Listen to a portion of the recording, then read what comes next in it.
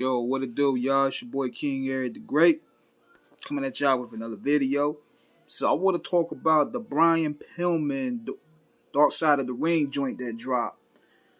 And let me be the first to say, man, it's very dark, it's very sad, and at the same time, very enticing in a lot of ways because they did a documentary on Brian Pillman in 2006 with the WWE.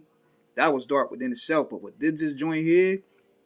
This more like the rated R version. Like they dug deep into Pillman's background.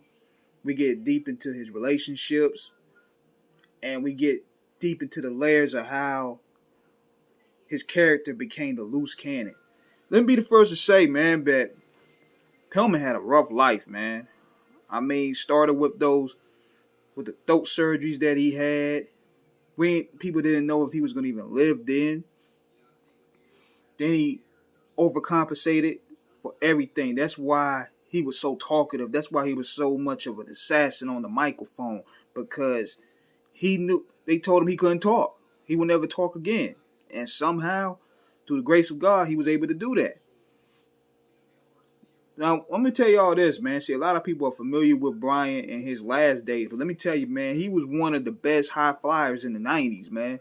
If you really look at those matches he had with the Z-Man, the matches he had with Jushin Thunder Liger, Super Brawl 2, that's one of my all-time favorites.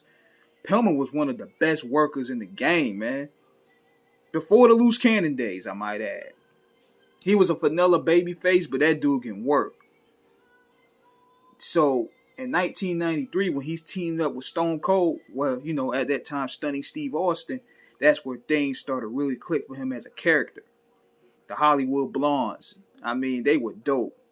And these tag teams today, they need to learn how to channel that heat, because these dudes knew how to do the heat, they knew how to draw heat.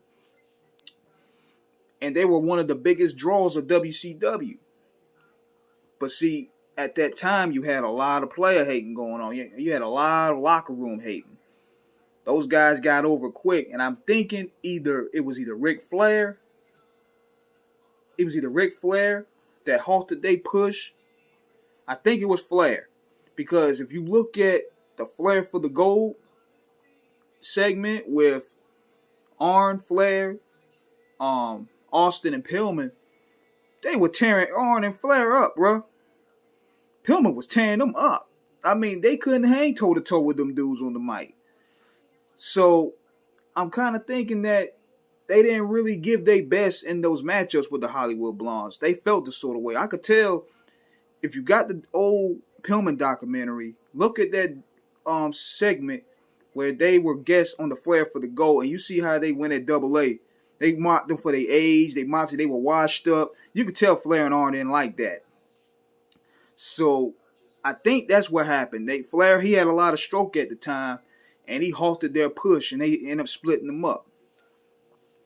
So then after that, he started going far left, personal issues, family issues.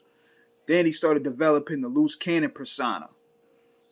And that man, I'm going to tell you, man, he had the industry convinced that he was the craziest motherfucker walking. That's how brilliant Brian was, man. He was so convincing. Like, he had this. There was one of the crazy stories that I heard, and they mentioned it. I'm glad they mentioned it, that he actually was going to get plastic surgery to look like Shawn Michaels so he could be the evil Shawn Michaels and challenge him for the title. I actually thought they was going to really do that.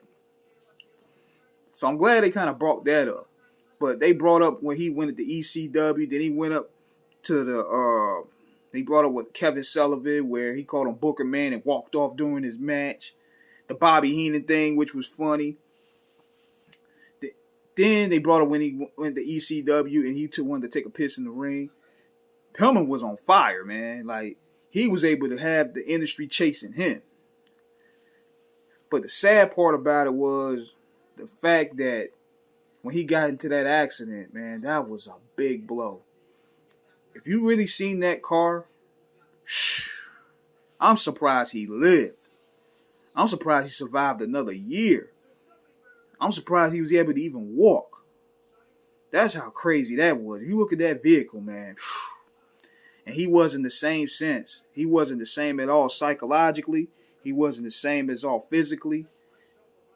They said he couldn't even walk. He would be paralyzed, but somehow, some way, miraculously, he survived again. The cool part about that documentary was he worked the boy so well that even this is another key part I want y'all to notice. When he walked past Stone Cold in the back and he was in obvious pain, Stone Cold was like, he's working. Same with Foley. He's working.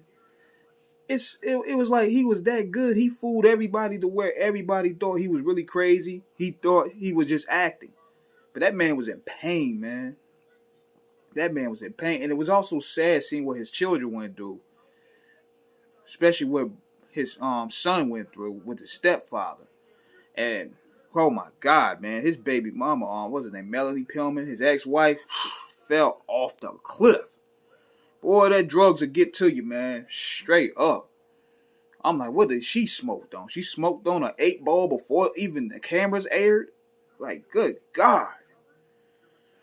But it was a very interesting look intake on Pillman's career. It was like the WWE doc, but they went deeper into more so his personal life. Like, we get to see more intact with what's going on with his marriages, his failed marriages, the relationship with his children, relationship that he people in the ring.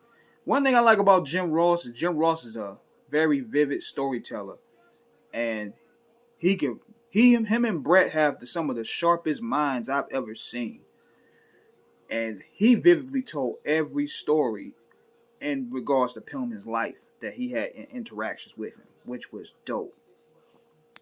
But one thing that was sad to me was only about two people within the wrestling business came to his funeral, which was Vince McMahon and Jim Ross. I don't know why the Hitman, Austin, and all them didn't come. I'm thinking, and this is just from people that know me personally, it was such a sudden thing that you won't want to see your friend in a casket. I could understand that being a shock to people, especially Stone Cold, because him and Pillman were tight. Brett and Pillman were tight. Pillman and the Hart Foundation was tight. So to see him in a casket, like, for him to get wiped out just like that, I could understand. You don't want to see that. But overall, man, it was one of the best documentaries out. Darkside of the Ring been knocking it out of the ballpark. So check that out on Vice. I'm going to be talking about the Randy Savage one next. So subscribe, Screwball Radio. We in here. Let's go.